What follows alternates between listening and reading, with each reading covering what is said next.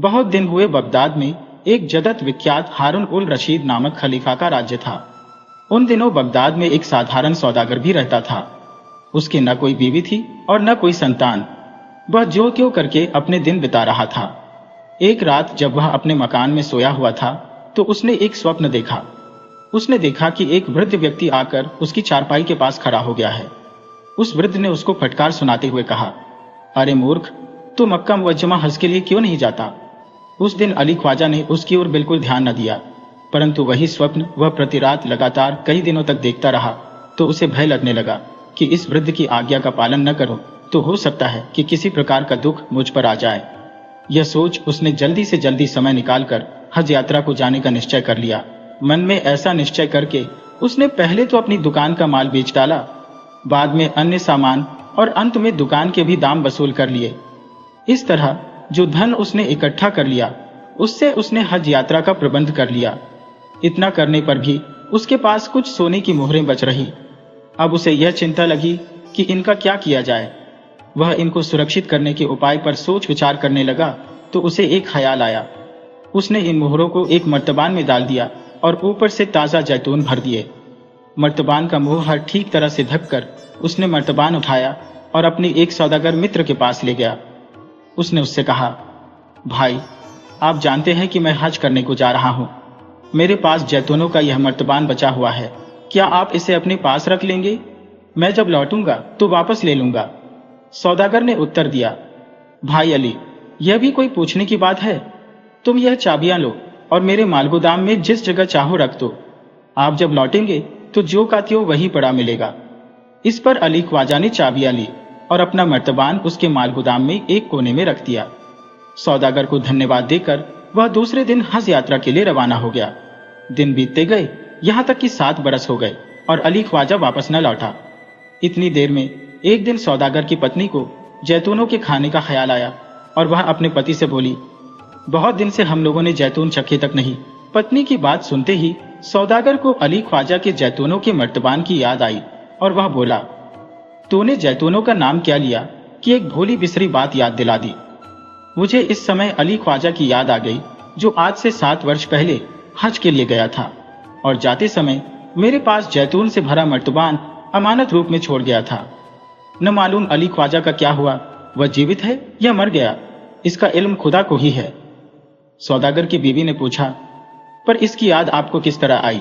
इस पर सौदागर बोला, वह जो जैतूनों का मर्तबान मेरे गोदाम में छोड़ गया है, चलो उसी में से इस समय जैतून निकाल लें। वह अवश्य मर गया होगा, मुझे उसके वापस लौट आने की अब कोई आशा नहीं। उसकी बीवी, जो एक नेक दिल औरत थी, उससे मनाही करते हुए बोली, खबरदार, ऐसी बात न करना, यह तो अमानत में ख़यानत है। हो सकता है वह जीवित हो और लौट आए, फिर आप क्या कहेंगे उससे? कितनी शर्म की बात होगी यार। मैं हाथ जोड़कर कहती हूँ कि ऐसा बुरा काम मत करो। कितनी भोली है तो, और कितनी बेसिर पैर की बात करती है। न तो अली ख्वाजा वापस आएगा और न मुझे उसके सामने लज्जित ही होना पड़ेगा। मैं दावे से कहता हूं कि वह मर चुका है। आपकी इच्छा जो चाहे सो करें, पर मेरी मर्जी इसमें नहीं है। मेरा दिल तो यही कहता है कि ऐसा करना अपराध है। इस पर भी यदि आपकी इच्छा हो तो निकाल लीजिए, परंतु बाद में मुझसे यह न कहिएगा कि तूने नहीं कहा था। सौदागर को बीवी की बात न माननी थी और न ही मानी। उसने हाथ में दिया लिया और मालगोदाम की ओर चल दिया। वहां पहुंचकर उसने मर्तबान को एक कोने में पड़ा पाया। उस पर गर्द और मिट्टी की तह जमी हुई थी।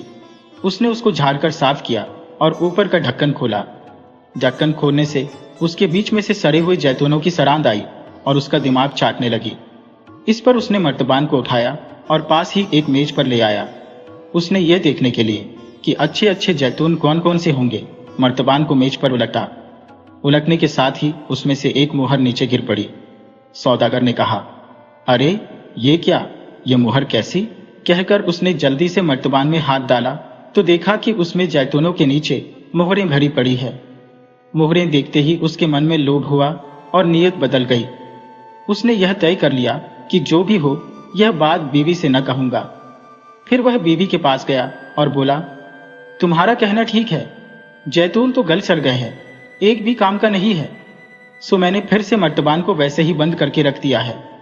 अगर अली ख्वाजा लौटकर आया भी तो उसको पता न चलेगा कि यह खोला गया है। बीवी ने फिर कहा, मैं फिर भी यही कहूंगी कि आपने इसको खोलकर अच्छा नहीं किया। खाना खाकर सौदागर किसी बहाने से फिर माल गोदाम में गया।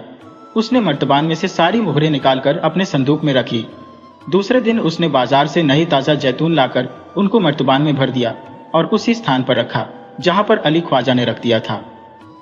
संयोग से दूसरे ही दिन अली ख्वाजा लौट आया और सीधा सौदागर के पास गया। उसे जीवित देख सौदागर तो चकित रह गया, परंतु अपनी हैरानी को छिपाते हुए उसने अली ख्वाजा का खूब स्वागत किया।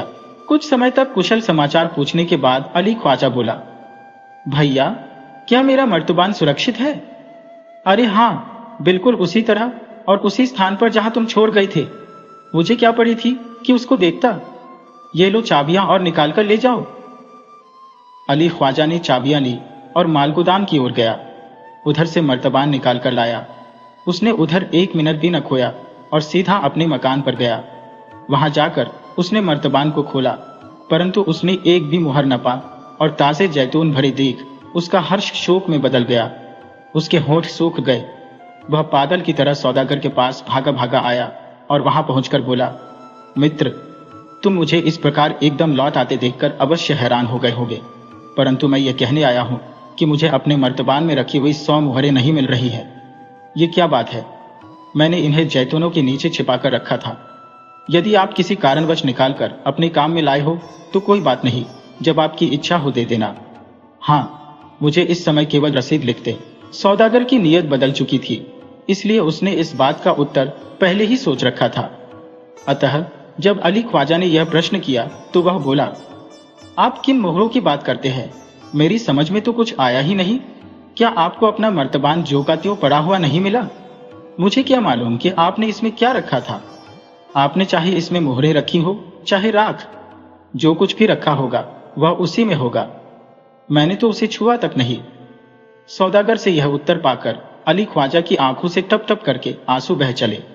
वह सिसकियां भरता हुआ बोला, खुदा के लिए मुझ गरीब पर रहम करो। मेरी जन्म भर की कमाई इतनी ही थी, मुझ पर तरस खाओ। खुदा का वास्ता देता हो, मुझे मेरा धन लौटा दो। अली ख्वाजा के इस प्रकार गिड़गिड़ाने का सौदागर के मन पर वही प्रभाव हुआ जो मरुस्थल पर वर्षा का। वह टस से मस न हुआ। यह देख अली ख्वाजा ने फिर कहा, अच्छा, तो मैं काजी के पास अपना प्रार्थना पत्र दूंगा। वह वहां से निकलकर सीधा काजी की अदालत में गया।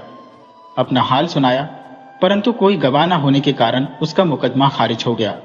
यद्यपि काजी की अदालत में वह हार गया, तथापि उसने हिम्मत न हारी और अपनी कहानी खलीफा तक पहुंचाने का निश्चय कर लिया। उसने एक नया प्रार्थना पत्र तैयार किया। उसे लेकर वह शहर के ऐसे स्थान पर खड़ा हो गया जहां से खलीफा का आना जरूरी था। खलीफा मस्जिद से नमाज पढ़कर लौटे तो अली ख्वाजा ने अपना प्रार्थना पत्र उनके रथ में फेंक दिया। खलीफा ने उसे उठाकर रख लिया। महल में पहुंचने पर उसको पढ़ा। एक बार पढ़कर उसको फुर्सत में फिर देखने के लिए रख दिया।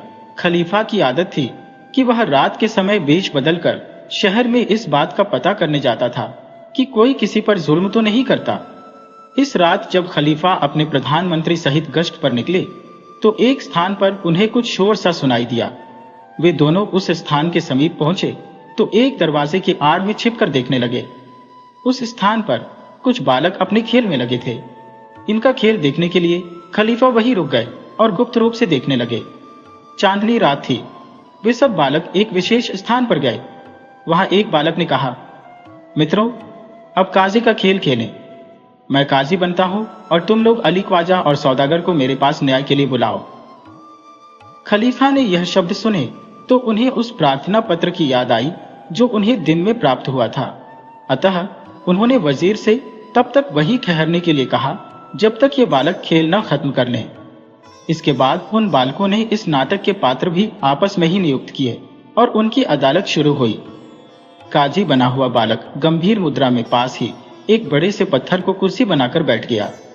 2 अफसरों ने बालक अली ख्वाजा और सौदागर को अदालत में हाजिर किया। इस पर बालक काजी ने जबान खोली, सौदागर, तुम्हें इस अभियोग के उत्तर में अपना पक्ष पेश करने की आज्ञा दी जाती है। कहो, तुम्हें क्या कहना है? बालक सौदागर ने उत्तर दिया, सरकार, अली ख्वाजा का अभियोग झूठा है। मुझे मोहरों का पता तक नहीं है। यदि आपका हुक्म हो तो मैं कसम खाने को तैयार हूं।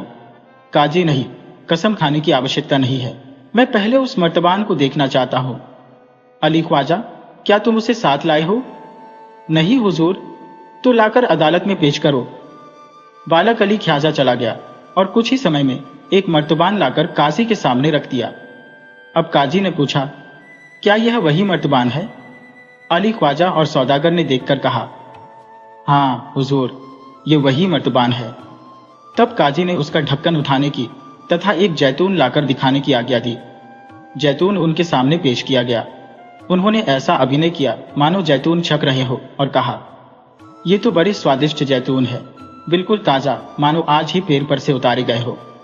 पर अली ख्वाजा, तुम तो कहते हो कि ये 7 साल पुराने हैं। अच्छा तो यह है कि इसकी जांच के लिए किसी जैतून बेचने वाली को अदालत में बुलाया जाए ताकि वह इनकी परख करके बताए। इस पर एक जैतून बेचने वाले को हाजिर किया गया। काजी बने हुए लड़के ने उससे पूछा, सौदागर, जैतूनों की आम आयु क्या होती है? वे कितने समय तक ठीक रखे जा सकते हैं? ठीक ठीक और सोच समझकर दोनों बातें बताओ। सरकार, यह फल केवल 3 वर्ष तक ठीक रखा जा सकता है, इसके बाद यह खाने के काम का नहीं रहता। काजी, अच्छा तो इस जैतून को चखो और बताओ कि यह कितने समय पुराने हैं। उसने मानो जैतून हाथ में लिया और चखा, फिर कहा, यह तो बिल्कुल ताजा है, मालूम होता है कि इनको रखे अभी 3 महीने से अधिक नहीं हुए। काजी ने कहा, फिर सोचकर उत्तर दो, भूल न करना। ये दोनों कहते हैं कि यह 7 वर्ष पुराने हैं। इस पर अपराधी सौदागर ने कुछ कहना चाहा, परंतु काजी ने डांटते हुए कहा, जबान बंद करो, एक तो चोर और दूसरे चतुर। सिपाहियों, इसे ले जाओ और फांसी पर लटका दो, यह अपराधी है। उस बालक सौदागर को सिपाही ले गए और झूठ मूठ फांसी दी तो सब बालक खूब तालियां बजा बजा कर खुशियां मनाने लगे। खेल खत्म हो गया। खलीफा और वजीर भी वहां से चल दिए। उन्होंने वजीर से कहा, इस बालक का पता निकालो और कल दरबार में हाजिर करो। सौदागर और अली ख्वाजा को भी उस मर्तबान के साथ पेश करो। एक जैतून बेचने वाले को भी साथ ही हाजिर करो। दूसरे दिन इन सबको दरबार में पेश किया गया। खलीफा ने बालक को अपने पास एक अच्छा स्थान दिया और कहा, बालक, ये हैं अली ख्वाजा और सौदागर, इनका न्याय करो। बालक ने ठीक उसी तरह से न्याय किया जैसे उसने खेल में किया था। सौदागर समझ गया कि वह बच नहीं पाएगा। वह रोने पीटने लगा और दया के लिए प्रार्थना करने लगा, परंतु खलीफा ने डांट कर कहा, इसको ले जाकर फांसी पर लटका दो। सौदागर से पहले मुहरें वसूल की गईं और बाद में उसे फांसी दी गई। बालक की प्रशंसा हुई और खलीफा ने उसको उचित इनाम देकर घर लौटा दिया। इस तरह बालक ने खेल ही खेल में एक कठिन मुकदमा हल कर दिया।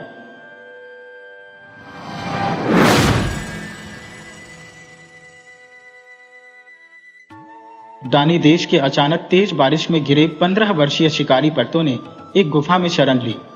अविश्वसनीय था, गुफा में पर्तो ने जो देखा, उसने देखा एक बूढ़ा जिसका सिर मानव का था और धड़ सांप का।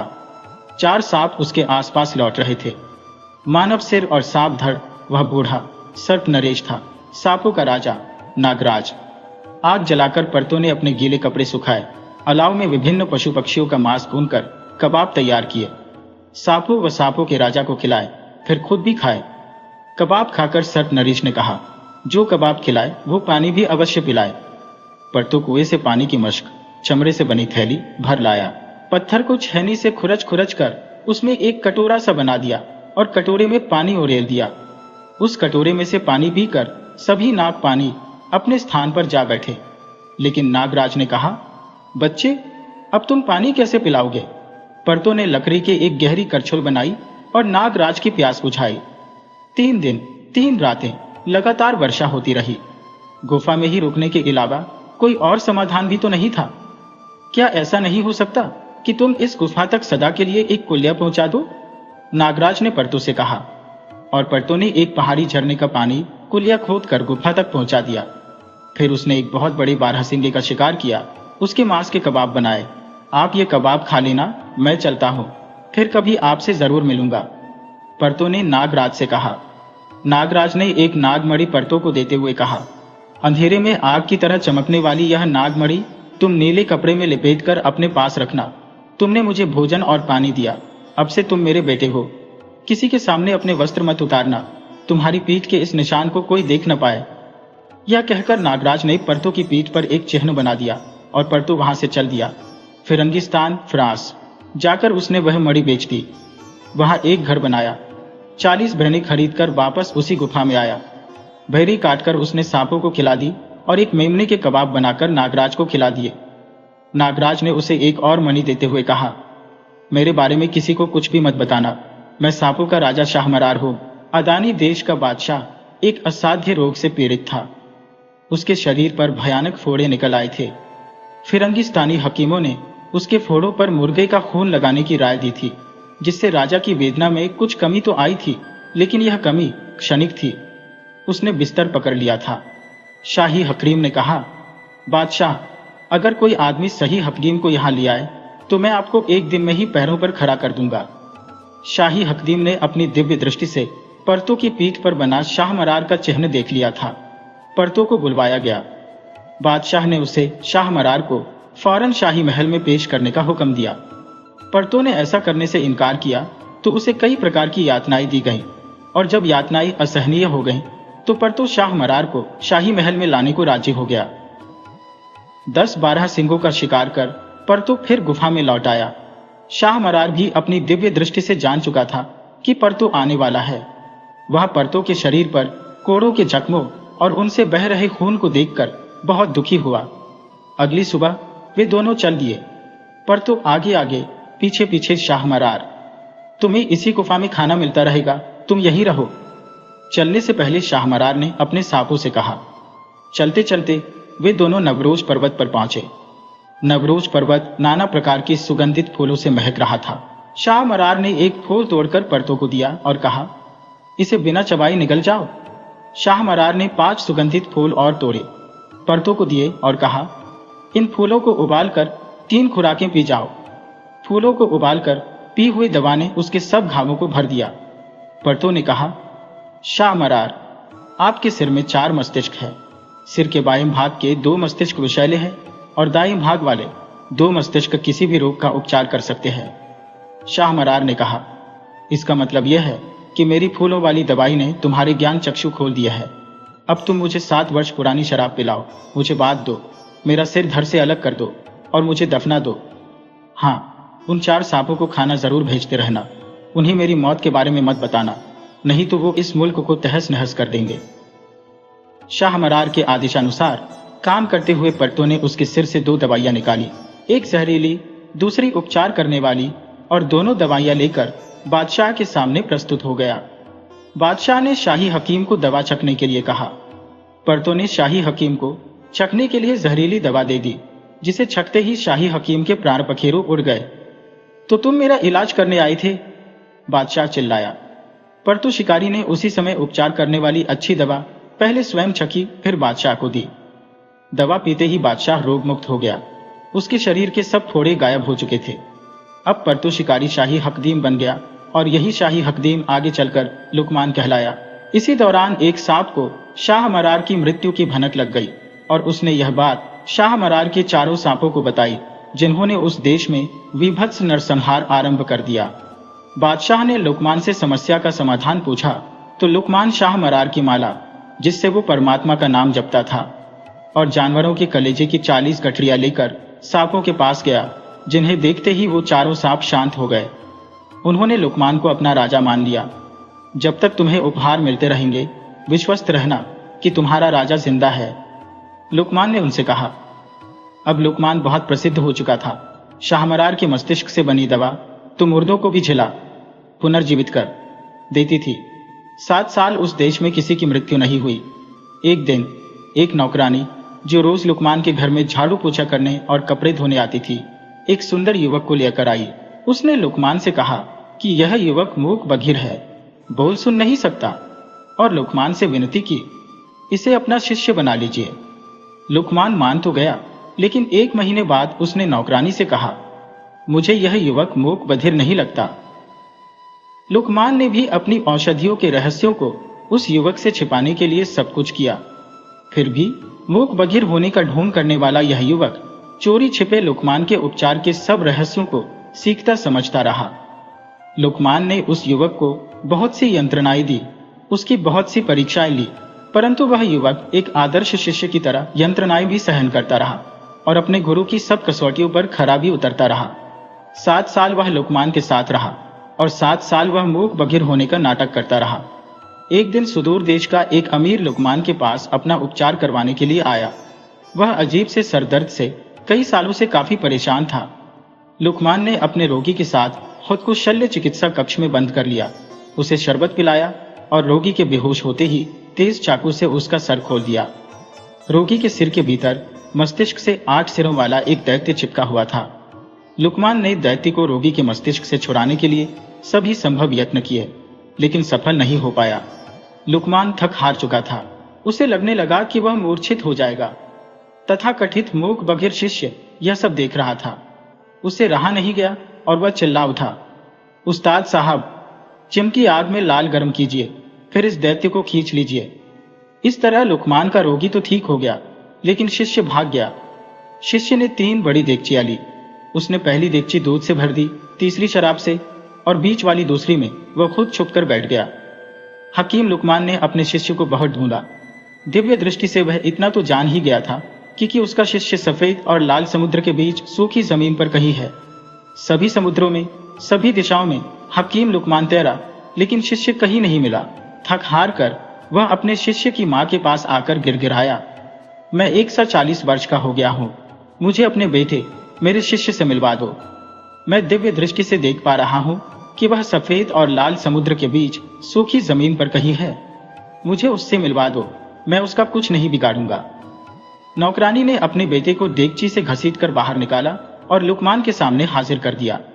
आओ बच्चे, उपचार के और भी सभी रहस्य मुझसे सीख लो। मेरे मरने के बाद लोग मुझे भूल जाएंगे।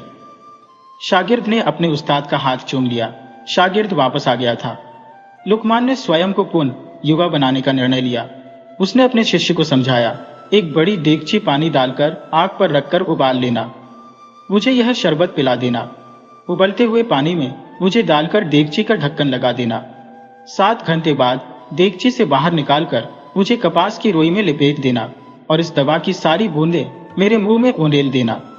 उस्ताद ने जैसा कहा था, शागिर्द ने वैसा ही किया, लेकिन उस्ताद के मुंह में दवाई उड़ेलते हुए उसका हाथ कांप गया। लुकमान के मुंह में तो बस एक ही बूंद प्रवेश कर पाई। उस बूंद ने लुकमान को बस इतना कहने का सामर्थ्य लौटाया, उड़ेलो उड़ेलो उड़ेलो। बस लुकमान मर चुका था। शिष्य ने शाहमरार के साथ ही लुकमान को दफना दिया और खुद एक मशहूर हकीम बन गया। दोस्तों, कहानी पसंद आई हो तो कृपया लाइक करें और अपने सुझाव कमेंट करें। चलिए आज की अगली कहानी सुनते हैं।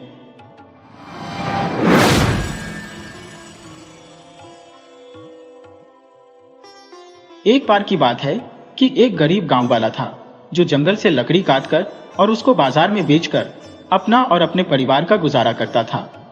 उसके परिवार में उसकी पत्नी और उसकी 7 बेटियां थी। उसने कभी मांस नहीं खाया था और न ही कभी जूता पहना था। बस एक फटा सा कपड़ा उसकी पीठ पर पड़ा रहता था। एक दिन जब उसको कुछ अच्छा सा नहीं लग रहा था तो वह एक पेड़ के नीचे आराम करने के लिए लेट गया। उस समय अच्छी किस्मत लाने वाली चिड़िया ह्यूमा उसके आसपास घूम रही थी। उसने देखा कि वहां एक आदमी लेटा हुआ है जो बहुत गरीब और बीमार है। ये देखकर उसको उस आदमी पर दया आ गई। वह उस आदमी के पास से उड़ी और उसने एक सोने का अंडा उसकी लकड़ियों के गट्ठ के पास डाल दिया। कुछ देर बाद जब उस लकड़हारे की आंख खुली तो उसने अपनी लकड़ियों के गट्ठ के पास एक सोने का अंडा पड़ा देखा। वह उसे देखकर बहुत खुश हुआ और उसने उसे उठाकर अपने कमर में बांधने वाले कपड़े में बांध लिया। उसको लेकर वह वॉनी के पास गया जो अक्सर उसकी लकड़ियां खरीदा करता था। उसने वॉनी को वह सोने का अंडा भी बेच दिया। वह सोने का अंडा उसने बहुत थोड़े से पैसे देकर उससे खरीद लिया, क्योंकि लकड़हारे बेचारी को तो पता ही नहीं था कि वह अंडा कितना कीमती था, पर वॉनी इस बात को जानता था। उसने लकड़हारे से कहा कि वह उसको वह चिड़िया लाकर दे जिसका यह अंडा था और वह उसको बदले में उसको 1 रुपया देगा। लकड़हारे ने उससे उस चिड़िया को लाने का वायदा किया और घर चला गया। अगले दिन वह सुबह ही जंगल चला गया और रोज की तरह लकड़ी काटकर अपना गट्ठ तैयार किया। उसको लेकर वह घर की तरफ चल पड़ा। लौटते समय वह उसी पेड़ के नीचे बैठ गया जिसके नीचे उसने पहले दिन अंडा पाया था और सोने का बहाना करने लगा। ह्यूमा चिड़िया वहां फिर आई और यह देखते हुए कि वह आदमी अभी भी उतना ही गरीब था जितना कि कल, तो उसको लगा कि शायद उसने उसका दिया हुआ अंडा देखा नहीं होगा, तो उसने वही एक और अंडा इस तरह से उसके पास दे दिया कि जागने पर वह उसको देखने से किसी भी तरह से न चूक सके। पर लकड़हारे ने उस चिड़िया का देख लिया, उसे पकड़ लिया और लकड़ी बेचने वाले के पास लेकर चल दिया। चिड़िया चिल्लाई, अरे तुम मेरे साथ क्या करने जा रहे हो? मुझको मारना नहीं और मुझे बंद भी नहीं करना, मुझे छोड़ दो, तुमको इसका इनाम जरूर मिलेगा। देखो, तुम मेरा एक पंख तोड़ लो और उसको आग के पास ले जाओ तो तुम बहुत जल्दी मेरे देश को काफ पहुंच जाओगे, जहां मेरे माता पिता तुमको इनाम देंगे जिसकी इस दुनिया में कोई कीमत भी नहीं लगा सकेगा। पर वह लकड़हारा तो सुनने वाला नहीं था। वह तो बस 1 रुपये के पीछे पागल था, जो कि इस चिड़िया को उसे दे देने पर उसे यकीनन ही मिल जाता। सो उसने वह चिड़िया एक कपड़े में बांधी और तेजी के साथ वानी के पास भाग चला। अब क्योंकि वह चिड़िया एक कपड़े में बंद थी, सो वह वानी के पास पहुंचने से पहले ही दम घुट जाने की वजह से मर गई। लकड़हारे ने सोचा, अब मैं क्या करूं? अब तो मुझे वानी इस मरी हुई चिड़िया का 1 रुपया नहीं देगा। हाँ, अब मैं इसका एक पंख आग के पास ले जाता हूँ। हो सकता है कि मरी हुई और जिंदा चिड़िया के पंख में कोई खास फर्क ना हो। उसने ऐसा ही किया तो लो, वह तो तुरंत ही कोहकाफ के पहाड़ पर मौजूद था, जहां उसने चिड़िया के माता पिता को ढूंढ लिया और उसके साथ जो कुछ भी हुआ वह सब बता दिया। सोचो जरा, जब उन्होंने मरी हुई चिड़िया को देखा होगा तो उनको कितना अफसोस हुआ होगा। वे सब मिलकर बहुत रोए। तभी वहां से एक अजनबी चिड़िया गुजर रही थी, तो उसने इन सब के रोने की आवाज सुनी। वह वहां आई और उनसे पूछा कि क्या बात थी और वे सब क्यों रो रहे थे। ये चिड़िया अपनी चोंच में घास का एक तिनका दबाए लिए चली आ रही थी, जिससे वह किसी भी मरे हुए को जिंदा कर सकती थी। वह बोली, आप सब क्यों रो रहे हैं? वे सब चिड़िया बोली, क्योंकि हमारा एक संबंधी मर गया है और अब हम उससे फिर कभी बात नहीं कर पाएंगे। उस अजनबी चिड़िया ने कहा, तुम लोग रो नहीं, तुम्हारी यह चिड़िया फिर से जिंदा हो जाएगी। कहकर उसने वह घास का तिनका जो उसकी चोंच में था उसके मुंह में रख दिया और लो, वह तो तुरंत ही जिंदा हो गई। जब ह्यूमा चिड़िया ने लकड़हारे को देखा तो उसने उसकी बेवफाई और लापरवाही पर बहुत डांटा और बोली, मैं तो तुमको बहुत बड़ा और खुशहाल आदमी बनाना चाहती थी, पर अब तुम अपना लकड़ी का यह गट्ठ उठाओ और अपने घर जाओ। उस चिड़िया के यह कहते ही लकड़हारे ने अपने आप को उसी जंगल में पाया जहां वह लकड़ियां काटा करता था। उसका लकड़ी का गट्ठ भी वहीं पड़ा था जहां वह कोहकाफ जाने से पहले उसको छोड़कर गया था। उसने अपना वह लकड़ी का गट्ठ बेचा और फिर दुखी मन से अपनी पत्नी और बच्चियों के पास अपने घर चला गया। इस घटना के बाद उसने ह्यूमा चिड़िया को फिर कभी नहीं देखा। समय बीतता गया, लकड़हारे की बेटियां बड़ी होती गईं। अब उनकी शादी करने का समय आ गया, पर वह लकड़हारा उनकी शादी कैसे करे? वह तो बेचारा मुश्किल से खाने के लिए जुटा पाता था और ऐसे गरीब घर में रिश्ता जोड़ना कोई क्यों चाहेगा। सो इस मुश्किल की घड़ी में उसने अपने एक दोस्त से सलाह ली, तो उसने उससे कहा कि वह राजा हातिम के पास जाए, क्योंकि वह एक बहुत ही भला और दयावान राजा था। वह उससे जाकर मिले और उसकी सहायता मांगे। उन दिनों इत्तेफाक कुछ ऐसा हुआ कि राजा हातिम काफी गरीब हो गया था और अब वह अपना गुजारा लोगों का चावल कूट कर करता था। हालांकि हालात ने उसको इतना गरीब बना दिया था कि उसके मुकाबले का दूसरा गरीब उसके देश में मिलना मुश्किल था, पर फिर भी वह अभी भी बहुत दयावान था और हमेशा ही दूसरों की सहायता करने को इच्छुक रहता था। जब लकड़हारा राजा हातिम के देश पहुंचा और उससे मिला तो वह उससे बड़े प्रेम से मिला। लकड़हारे को तब तक यह भी नहीं पता था कि वह कौन है और वह किससे मिल रहा है। उसने तो बस उसको अपनी दुख भरी कहानी सुनाई और राजा हातिम से सहायता मांगने की इच्छा से उसका पता पूछा। गरीब राजा हातिम ने उससे रात को रुकने के लिए और वहां से अगले दिन सुबह चले जाने के लिए कहा। लकड़हारा इस बात पर राजी हो गया और उसके साथ उसके घर चला गया। उस रात राजा हातिम ने खाना नहीं खाया, क्योंकि उसने अपना खाना अपने मेहमान को खिला दिया था। पर सुबह को उसने अपने मेहमान को सच बोला, दोस्त, मैं वही हूं जिसको तुम ढूंढ रहे हो, पर देखो मैं तो खुद ही तुम्हारी तरह से गरीब हूं। मुझे बहुत अफसोस कि मैं तुम्हारे लिए कुछ नहीं कर सकता, क्योंकि मैं तो तुम्हें दूसरी बार खाना भी नहीं खिला सकता। पर हां, अगर तुम मेरी एकलौती बेटी को स्वीकार कर लो तो तुम्हारी बड़ी मेहरबानी होगी। तुम उसको बेचकर कुछ पैसा कमा सकते हो और उस पैसे से अपनी बेटियों की शादी कर सकते हो। जाओ भगवान, तुम्हारी सहायता करे। लकड़हारा बोला, हे राजन, तुम्हारी दया से मेरा दिल पिघल गया है। मैं तो तुम्हारी दया के लिए ठीक से धन्यवाद भी नहीं दे सकता। भगवान तुम्हें इसका अच्छा फल दे। ठीक है, विदा। लकड़हारा राजकुमारी को लेकर वहां से चल दिया। रास्ते में वे दोनों एक ऐसी जंगली जगह से गुजरा जहां एक राजकुमार शिकार खेल रहा था। इत्तेफाक से उस राजकुमार ने लकड़हारे के साथ जाती राजकुमारी को देख लिया तो वह उसके प्रेम में पड़ गया। उसने उससे कहा कि वह उसको अपना दामाद बना ले। लकड़हारा तुरंत ही राजी हो गया और उसने उन दोनों की शादी कर दी। इससे तो लकड़हारे के हाथ में बहुत सारा पैसा आ गया।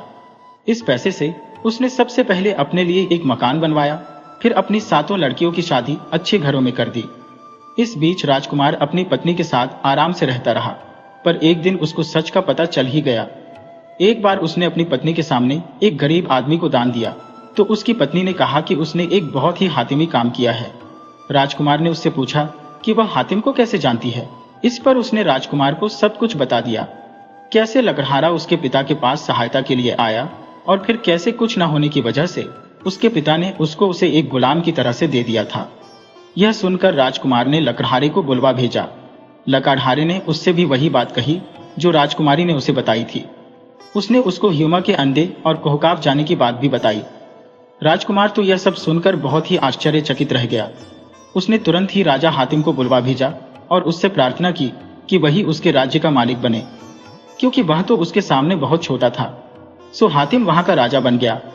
लकड़हारे को जिंदगी भर एक बहुत बड़ी पेंशन मिलती रही और उन्हीं को वह सोने का अंडा राजा को देना पड़ा। दोस्तों, कहानी पसंद आई हो तो कृपया लाइक करें और अपने सुझाव कमेंट करें। चलिए आज की अगली कहानी सुनते हैं।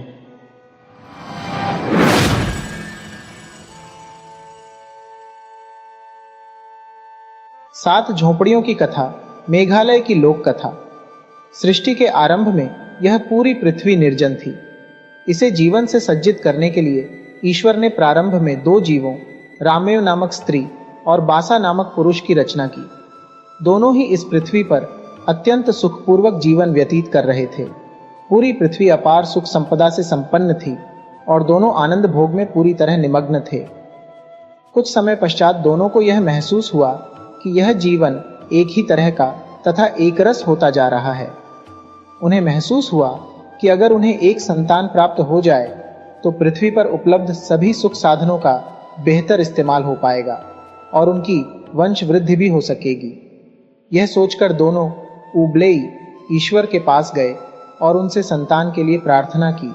उन्होंने निवेदन किया कि हे प्रभु, आप सर्वसमर्थ हैं। यह पूरी पृथ्वी आपकी बनाई हुई है, जिसका भोग करने वाला दूसरा कोई नहीं है।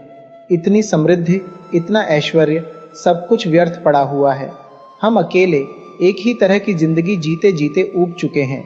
अतः आपसे निवेदन है कि अगर हमें आप संतान प्रदान करें तो कालांतर में यह पृथ्वी ढेर सारे जीवों से युक्त हो जाएगी और आप द्वारा प्रदत्त इस पृथ्वी की समृद्धि का बेहतर उपयोग संभव हो पाएगा। ईश्वर से निरंतर प्रार्थना करने के पश्चात अंत में ईश्वर ने उन्हें अलौकिक शक्ति से संपन्न 5 संतानें प्रदान की, जिन्हें आज लोग पंच तत्व या पंच महाभूत के रूप में जानते हैं। सूर्य उनकी पहली पुत्री थी, जबकि चंद्रमा उनका एकमात्र पुत्र। 3 दूसरी पुत्रियां थीं, जल, वायु और अग्नि। पेट पोछना संतान के रूप में अग्नि सबसे अंत में उत्पन्न हुई, जिससे यह उम्मीद की जाती थी कि वह निरंतर घर में रहेगी और परिवार के अन्य सदस्यों के लिए भोजन इत्यादि की व्यवस्था करेगी। रामेव अपनी संतानों को बड़ा होते देख खूब प्रसन्न थी, विशेष तौर पर जब वह देखती थी कि उसकी संतानें इस पृथ्वी को नए रूप में सुसज्जित करने के लिए निरंतर प्रयास कर रही हैं। तब उसकी प्रसन्नता अतिशय बढ़ जाती थी। चारों ओर नए नए वृक्षों और फूलों की सज्जा को देखकर उसका मन विभोर हो उठता था, परंतु इन सब के बावजूद उसके मन में कुछ पीड़ा अब भी विद्यमान थी। उसे लगता था कि कुछ और होना चाहिए जिससे यह निर्जनता, यह एकांत भंग हो, क्योंकि जो कुछ किया जा रहा था उसे किसी को विशेष लाभ नहीं मिल पा रहा था।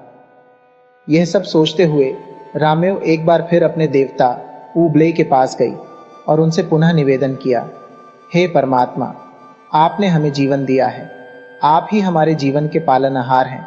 अगर हमसे कोई अपराध हुआ हो तो कृपया हमें माफ करें। निश्चित रूप से अपनी संतानों को इतना शक्तिशाली और कर्मठ देखकर हमें अत्यंत गर्व महसूस होता है। उन्होंने इस पृथ्वी को अत्यंत सुंदर बना दिया है। चारों ओर सुख शांति विद्यमान है। ढेर सारे फल फूलों से यह पूरी पृथ्वी भरी हुई है, लेकिन इतनी समृद्धि का कोई लाभ किसी को नहीं मिल पा रहा है। इतना सब कुछ करने के बावजूद इसका भोग करने वाला कोई नहीं है। हे प्रभु, आपने मेरी संतानों को अलौकिक शक्तियों से संपन्न किया है, परंतु वे अपने परिश्रम से उत्पन्न समृद्धि का सही उपयोग न होते देख बहुत दुखी हैं। सूर्य और चंद्रमा तो अपने निर्धारित कार्यों को संपन्न करने हेतु इस पृथ्वी की परिक्रमा करने में ही लगे हुए हैं। पानी की अपनी सीमा है और वह इस पृथ्वी पर निर्बाध रूप से विचरण नहीं कर सकता। हवा भी अपना पूरा ख्याल नहीं रख सकती और न ही यह अग्नि।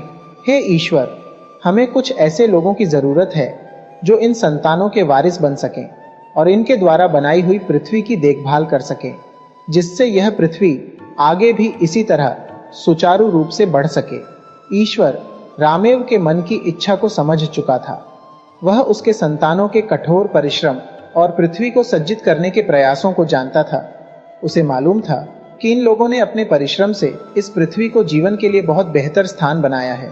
उसने रामेव से उसकी इच्छा पूरी करने का वादा किया। उसने 2 शक्तिशाली पर्वतों की आत्मा को पृथ्वी की सुरक्षा की जिम्मेदारी दे दी, लेकिन तमाम दूसरे जीवों के हितों की परवाह न करके ये छोटे छोटे जीव आपस में अपने लाभ के लिए संघर्ष करने लगे। उनमें आपस में खींचातानी होने लगी, जिसका परिणाम आपसी लड़ाई और युद्ध के रूप में दिखाई देने लगा। रामेव ने पर्वत देवों के खिलाफ ईश्वर से शिकायत की। उनकी बात सुनकर ईश्वर ने पृथ्वी की सुरक्षा की जिम्मेदारी जानवरों को सौंप दी, जिसमें शेर प्रधान था। लेकिन यह युक्ति भी कारगर नहीं हो सकी, क्योंकि समय बीतने के साथ शेर स्वयं शासकों की तरह व्यवहार करने लगा और शक्ति से अंधा होकर लोगों को सताने लगा। जब परिस्थितियां बहुत बिगड़ गईं और नियंत्रण से बाहर जाने लगीं, तो चारों ओर अफरा तफरी मच गई। किसी का किसी पर कोई नियंत्रण नहीं रह गया। यह सब देखकर रामेव एक बार पुनः ईश्वर के सामने गई और प्रार्थना की कि वह लोगों को सद्बुद्धि दें, जिससे उनका आपसी कलह दूर हो सके और यह पृथ्वी दुख के अभिशाप से मुक्त हो सके। ईश्वर ने रामेव की प्रार्थना को बहुत गौर से सुना और इस निर्णय पर पहुंचा कि स्वर्ग में रहने वाले 16 परिवार पृथ्वी की इस जरूरतों को पूरा कर सकते हैं। उसने स्वर्ग में रहने वाले इन 16 परिवारों को इस पर विचार करने के लिए कहा। अंत में यह निर्णय किया गया कि स्वर्ग में रहने वाले 16 परिवारों में से 7 परिवार पृथ्वी पर जाएंगे। वे पृथ्वी को जोतेंगे, बोएंगे, उसे विभिन्न सुख संपदाओं से युक्त करेंगे और समस्त जीवों पर अपना शासन कायम करेंगे। इन 7 परिवारों को हेन्नेव ट्रेप यानी 7 झोपड़ियों के नाम से जाना जाएगा और इन्हीं से 7 अलग अलग वंशों का विकास होगा। ये सब परिवार ही कालांतर में खासियों के 7 वंश बने।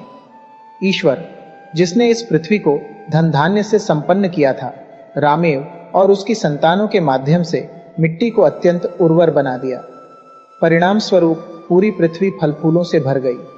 इसके बाद उसने इन 7 झोपड़ियों के बीच एक समझौता कराया, जिसके तहत ईश्वर ने एक पवित्र वृक्ष लुमसोहपेतबनेंग नामक पवित्र पर्वत पर स्थापित किया। यह पवित्र वृक्ष ईश्वर और मनुष्य के राज्य के बीच एक सोने की सीढ़ी की तरह कार्य कर रहा था। ईश्वर और मनुष्य के बीच हुए समझौते में यह बात कही गई थी, वे जब तक ईश्वर और मनुष्य के बीच इस सोने की सीढ़ी के समझौते की बात गोपनीय रखेंगे, तब तक यह इसी तरह कायम रहेगी, जब तक वे इस पृथ्वी पर पूरी ईमानदारी और सत्यता पूर्वक आजीविका प्राप्त करेंगे। तब तक वे अपने को कभी भी अकेला महसूस नहीं करेंगे, बल्कि वे जब चाहे स्वर्ग और पृथ्वी के बीच उसी सुनहरी सीढ़ी के माध्यम से आवागमन कर सकेंगे। जो वृक्ष लुमसोहपेतबनेंग में स्थित है, वही पृथ्वी का केंद्र है।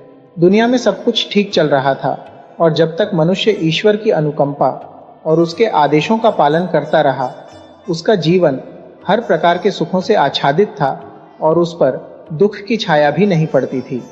उसका जीवन अत्यंत सुख से व्यतीत हो रहा था। लेकिन मनुष्य केवल इतने से ही संतुष्ट रहने वाला जीव नहीं था। सब कुछ होने के बावजूद उसके भीतर कुछ ऐसी प्रवृत्तियां मौजूद थीं जो उसे कुछ नया करने के लिए प्रेरित करती थी। धीरे धीरे मनुष्य ईश्वर का आदेश मानते मानते ऊब गया और वह अब कुछ नया करने की सोचने लगा। वह अपने जीवन को अपने ढंग से स्वतंत्रता पूर्वक जीना चाहता था। इस प्रकार वह अपनी रुचि के अनुसार तथा ईश्वर की मर्जी के प्रतिकूल निर्णय लेने लगा। परिणाम स्वरूप ईश्वर को दिए गए तीनों वचनों से वह स्खलित हो गया और उसके मन में बैठे लालच ने उसे गलत कार्य करने के लिए प्रेरित किया। वह अपने को अधिक शक्तिशाली और दूसरों को अपने से कमजोर समझने लगा। अपनी इसी हवस के कारण उसमें अधिकार की वृत्ति पैदा हुई और वह दूसरों के जीवन में भी हस्तक्षेप करने लगा। इस क्रम में दूसरों को ठगना, धोखा देना, चोरी करना तथा हत्या तक का अपराध करने में उसे कुछ भी बुरा प्रतीत नहीं होता था। मनुष्य मनुष्य का सम्मान करना भूल गया। धन और प्रभुता की हवस ने उसे पूरी तरह से मानवीय गुणों से वंचित कर दिया। ईश्वर मनुष्य की अवनति को देखकर अत्यंत दुखी था। वह परेशान था कि मनुष्य ने अपराध का रास्ता अपनाकर उसके साथ रखी गई शर्तों का उल्लंघन किया है।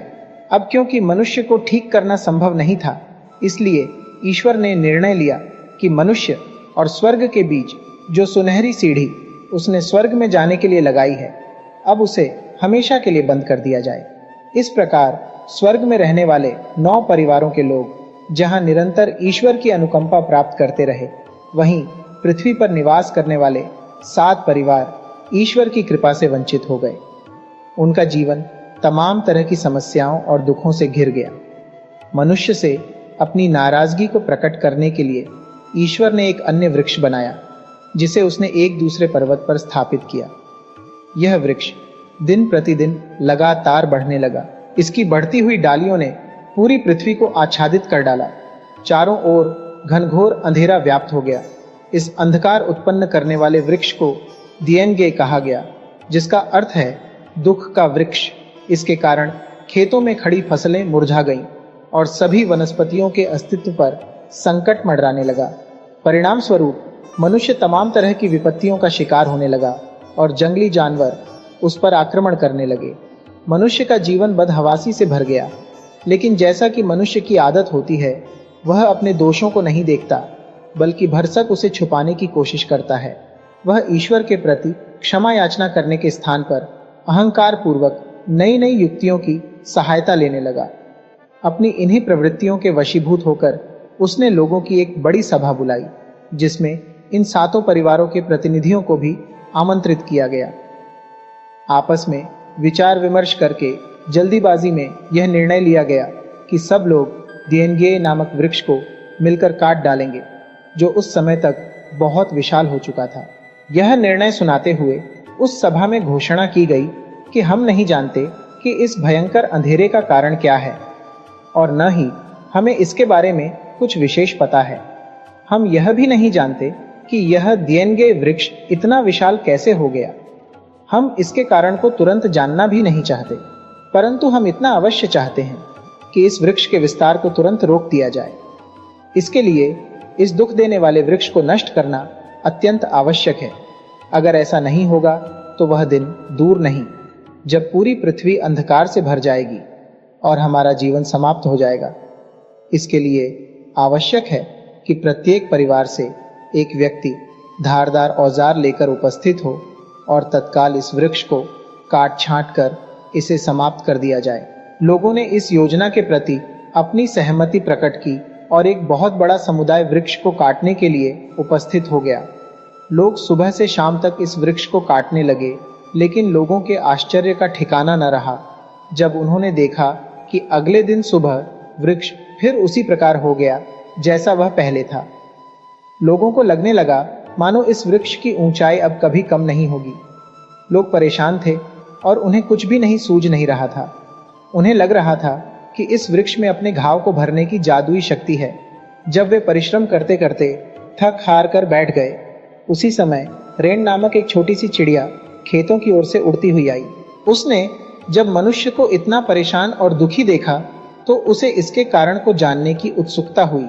जब उसे मालूम हुआ कि सभी लोग दिएनगे के विस्तार से परेशान हैं और उसे काटना चाहते हैं, तो उसने कहा, दिएनगे, बहुत तेजी से बढ़ा तो सकता है, लेकिन वह अपने घाव को अपने आप नहीं भर सकता, जैसा आप लोग सोच रहे हैं। मैं इसका राज जानती हूँ, लेकिन इसके बदले में मैं केवल इतना चाहती हूँ कि मुझे धान के खेत में निर्बाध दाना चुगने दिया जाए।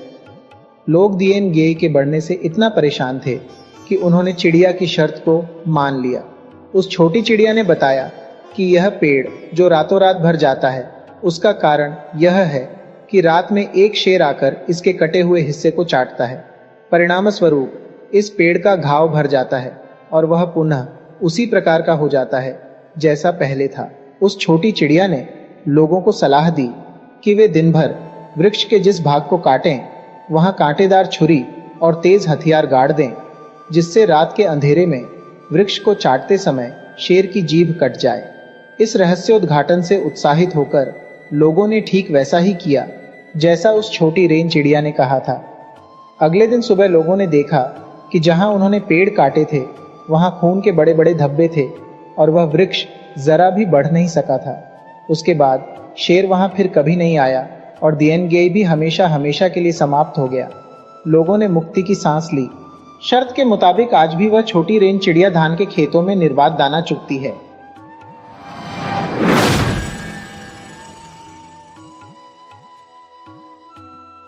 पुराने समय की बात है।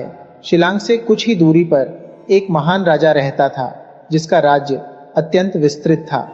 अपनी न्यायप्रियता एवं व्यवस्थित प्रशासन के कारण उसकी लोकप्रियता दूर दूर तक फैली हुई थी।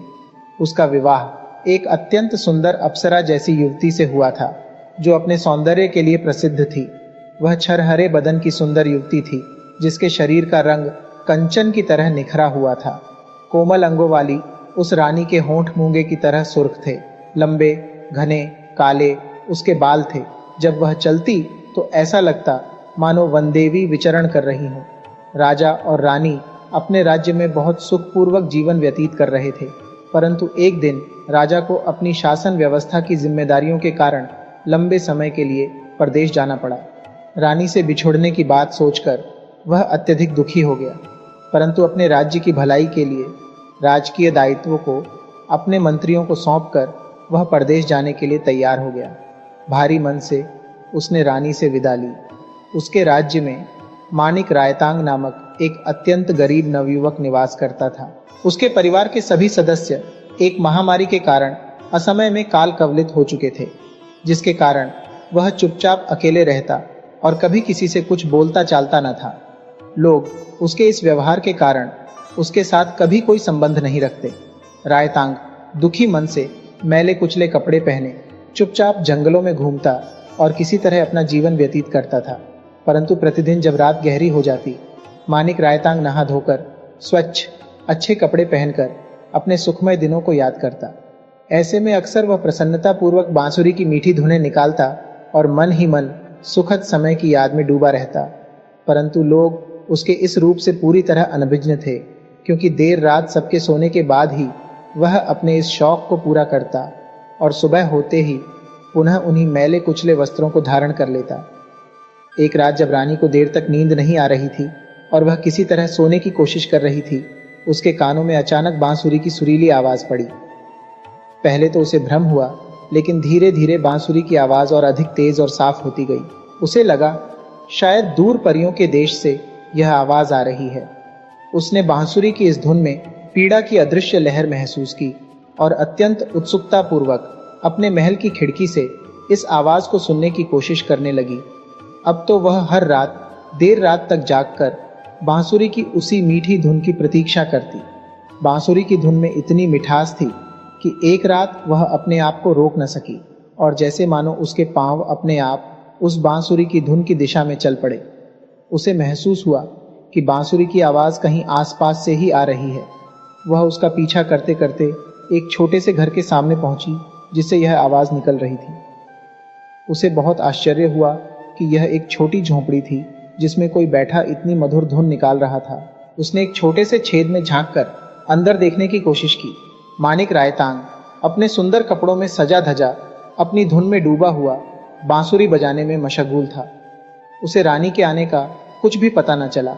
मानिक रायतांग के रूप सौंदर्य और चेहरे की कोमलता से आकृष्ट होकर रानी उस पर रीझ गई और उसने धीरे से दरवाजा खटखटाया, परंतु मानिक रायतांग बांसुरी बजाने में इतना तल्लीन था कि वह उस आवाज को सुन न सका। अचानक रानी ने दरवाजे को धक्का दिया और वह पूरी तरह खुल गया। मानिक रायतांग ने जब अचानक रानी को अपने सामने देखा तो घबरा उठा। उसे लगा जैसे कोई परी उसके सामने खड़ी है। जब मानिक रायतांग को पता चला कि सामने खड़ी सुंदर स्त्री उस राज्य की महारानी है तो वह उसके सामने नतमस्तक हो गया। परंतु रानी मानिक रायतांग के रूप सौंदर्य पर पूरी तरह मोहित थी। मानिक रायतांग ने रानी की मर्यादा और अपनी सीमा का ध्यान रखते हुए बार बार रानी से वापस लौट जाने की विनती की, परंतु रानी तो मानिक रायतांग के ऊपर पूरी तरह आसक्त थी। अंत में मानिक रायतांग भी रानी के प्रेम पाश में उलझ गया। अब तो रानी प्रतिदिन देर रात उससे मिलने झोंपड़ी में आने लगी। उन दोनों के इस प्रेम प्रसंग की किसी को कानो कान खबर तक नहीं थी। इस तरह महीनों बीतते गए और राजा के लौटने का समय भी नजदीक आने लगा। राजा के लौटने की खुशी में सारी जनता झूम उठी और राजा के स्वागत की तैयारी करने लगी। लेकिन रानी ने जब राजा के आने की बात सुनी, वह अत्यधिक परेशान हो उठी। जहां पूरी जनता राजा के स्वागत के लिए बेताब थी, वही रानी की चिंता का पारावार न था। रानी को छोड़कर बाकी सभी लोग अत्यंत प्रसन्न थे। रानी की उदासी का रहस्य एक दिन तब खुला जब रानी ने महल के अंदर एक पुत्र को जन्म दिया। राज परिवार ने इस घटना को सबसे छुपाए रखा और रानी तथा उसके पुत्र को एक कमरे में बंद कर दिया। जब रानी से उस पुत्र के पिता के बारे में पूछा गया तो उसने कोई उत्तर नहीं दिया। जब राजा लंबे समय के बाद अपने राज्य में वापस पहुंचा तो चारों ओर उसका भव्य स्वागत हुआ। वह बहुत उत्सुकता पूर्वक रानी से मिलने महल में पहुंचा, परंतु जब उसे पूरी घटना का पता चला तो दुख और पीड़ा से वह तिलमिला उठा। उसने निश्चय किया कि वह उस व्यक्ति को कठोर से कठोर सजा देगा जिसने राज्य की मर्यादा को धूल धूसरित किया है। परंतु बार बार पूछने के बावजूद रानी ने संतान के पिता का नाम बताने से इनकार कर दिया। धीरे धीरे यह बात राज्य में चारों ओर फैल गई। राजा ने अपराधी का पता लगाने के लिए एक सभा बुलाने का निर्णय किया। उसने एक निर्धारित तिथि पर राज्य के सभी पुरुषों को उस सभा में एकत्र होने का हुक्म दिया और कहा कि प्रत्येक व्यक्ति अपने हाथ में एक केला लेकर सभा में उपस्थित होगा। राजा ने घोषणा की कि बच्चा जिस व्यक्ति के हाथ से केला ले लेगा वही उसका पिता मान लिया जाएगा। अगले दिन राजा के आदेशानुसार राज्य के सभी पुरुष हाथ में केला लेकर सभा में एकत्र हुए। बच्चे को सबके बीच एक चटाई पर लिटा दिया गया। राज्य के सभी पुरुष एक एक कर बच्चे के सामने आते और अपने हाथ का केला सामने बढ़ाते, परंतु बच्चे ने किसी भी पुरुष से केला नहीं लिया। राजा सोच में पड़ गया।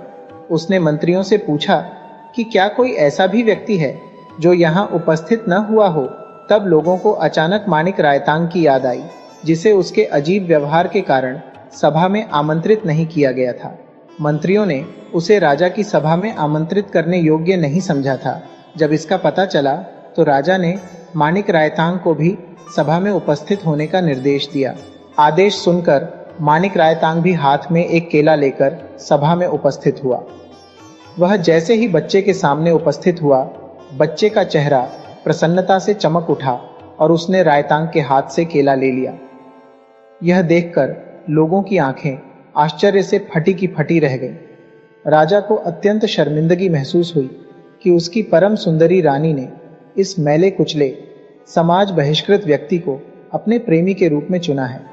वह क्रोध से पागल हो उठा और उसने तत्काल अपने मंत्रियों को आदेश दिया कि मानिक रायतांग को महल के सामने वाली ऊंची पहाड़ी पर जिंदा जला दिया जाए। रायतांग ने राजा के इस आदेश को चुपचाप स्वीकार कर लिया, क्योंकि उसे लगा कि सचमुच दोष उसी का है। परंतु उसने राजा से यह निवेदन किया कि वह जलने के लिए अपनी चिता स्वयं बनाएगा और जलने से पूर्व वह अपनी बांसुरी से एक शोक गीत बजाएगा। राजा ने उसकी बात मान ली और उसे इसकी अनुमति मिल गई। अगले दिन सुबह मानिक रायतांग ने लकड़ियां एकत्र की और राजमहल के सामने की ऊंची पहाड़ी पर एक विशाल चिता तैयार की। चिता तैयार हो जाने के बाद मानिक रायतांग अपनी झोंपड़ी में गया और नहा धोकर साफ सुथरे और सुंदर कपड़े पहने। फिर वह हाथ में बांसुरी लेकर सुरीली धुन बजाता हुआ चिता की ओर चल पड़ा। उसकी बांसुरी की धुन की मर्मस्पर्शी आवाज ने मानो सबको मंत्रमुग्ध कर दिया। उसकी पीड़ा में मानो सभी लोग डूब गए। तमाम लोग सब कुछ भूलकर धीरे धीरे उसके पीछे पीछे चलने लगे। मानिक रायतांग चलते हुए पहाड़ की ऊंची चोटी पर पहुंच गया और विशाल चिता के ठीक सामने जाकर खड़ा हो गया। उसने लकड़ियों में आग लगाई और पूरी तन्मयता के साथ एक बार फिर अपनी बांसुरी से एक हृदयस्पर्शी धुन बजाई। उसके बाद आग के 3 चक्कर लगाकर उसने अपनी बांसुरी को सामने मिट्टी में उलटा गाड़ दिया और धधकती चिता में कूद पड़ा। जब यह घटना घटित हो रही थी तब बांसुरी की उस पीड़ादायी धुन को सुनकर रानी समझ गई कि यह रायतांग की बांसुरी की ही धुन है और उसे निरपराध दंड दिया जा रहा है। वह बदहवास अपना महल छोड़कर महल के सामने की ऊंची पहाड़ी की ओर पूरी ताकत लगाकर दौड़ी, परंतु जब तक वह वहां पहुंचती रायतांग चिता में कूद चुका था। बेबस रानी को अपने किए पर बहुत पछतावा हुआ और उसने भी उसी चिता में कूदकर अपने प्राण त्याग दिए। राजा चुपचाप अपने महल में बेबस और उदास बैठा हुआ था। उसे महल से रानी के निकल जाने की खबर नहीं थी, परंतु जैसे ही रानी आग में कूदी, ठीक उसी समय राजा को एक विचित्र सी अनुभूति हुई। अचानक कमरे में रखा रानी का प्रिय दुशाला उड़कर उसके पैरों से लिपट गया। वह हड़बड़ाकर अपनी प्रिय रानी के कमरे में पहुंचा। तब उसे पता चला कि रानी वहां से जा चुकी है। उसे एहसास हुआ कि जरूर रानी अपने प्रेमी रायतांग से मिलने पहाड़ की ओर गई होगी। वह भी पीछे पीछे उस पहाड़ी की ओर दौड़ा, परंतु तब तक बहुत देर हो चुकी थी। रायतांग के साथ रानी भी जलकर उस चिता में भस्म हो चुकी थी। जिस स्थान पर इन दोनों प्रेमियों की मृत्यु हुई थी, आज भी वहां उल्टे बांस के झुरमुट पैदा होते हैं। ये नीचे की ओर बढ़ते हैं। कहते हैं कि रायतांग की बांसुरी से ही ये जन्मे हैं। आज भी शिलांग से कुछ दूरी पर एक पर्वत शिखर रायतांग के नाम से जाना जाता है। लोगों का मानना है कि यह पूरी घटना इसी पर्वत पर घटित हुई थी। खासी परंपरा में यह बांसुरी शराती के नाम से जानी जाती है, जिस पर अक्सर शोक धुनें बजाई जाती हैं। ऐसी मान्यता है कि मानिक रायतांग की परंपरा के कारण ही यह रिवाज प्रचलित हुआ।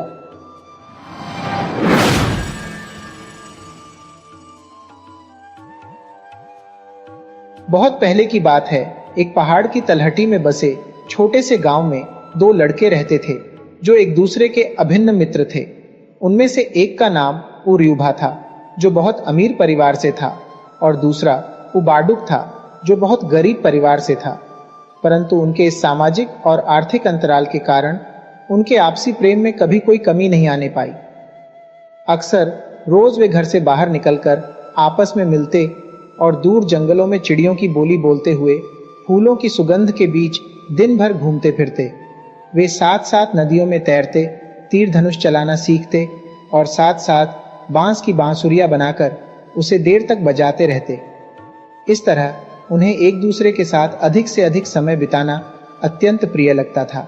जैसे जैसे वे बड़े होते गए, जीवन के तमाम कार्यों में उनकी व्यस्तता बढ़ती गई और उन्हें साथ साथ रहते हुए समय बिताने का अवसर कम मिलने लगा।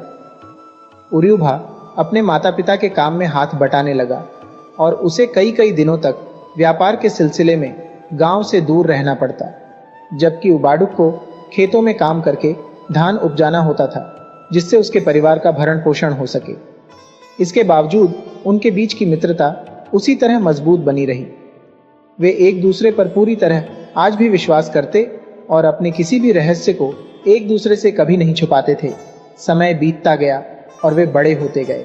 आगे चलकर उनके विवाह हुए और वे अपने परिवार के मुखिया बन गए।